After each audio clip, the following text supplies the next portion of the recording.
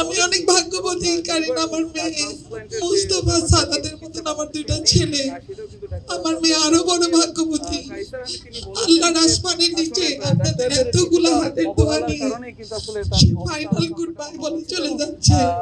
আমরা সবাই একসময় চলে যাব, কম আর বেশি।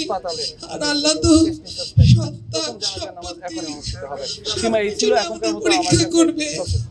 পরীক্ষাটা পাশ করার মতন শক্তি থাকতে হবে। আপনাদের যাদের সন্তান আছে সবাই বাচ্চাদেরকে অনেক আদর করবেন, অনেক খেয়াল করবেন। সবাই পারিবারিকভাবে অনেক ভালো থাকবেন। আর দুই হাত তুলে আমার মেয়েটার জন্য সব সময় দোয়া করবেন, দরুদ করবেন। যখনই কারিনার পুরো ছবি আপনাদের সামনে আসবে, সূরা ইয়াসিন পড়বেন, সূরা মুলক পড়বেন, সূরা রহমান পড়বেন, দরুদ পড়ে আমার মেয়েকে বসায় দিবেন। আমরা কোনো মিডিয়া কভারেজ চাই না, আমরা চাই আল্লাহর আরশে আমার মেয়েটা যেন অনেক ভালো থাকে। আপনাদের এই ভালোবাসার জন্য আমি আপনাদের সকলের কাছে কৃতজ্ঞ।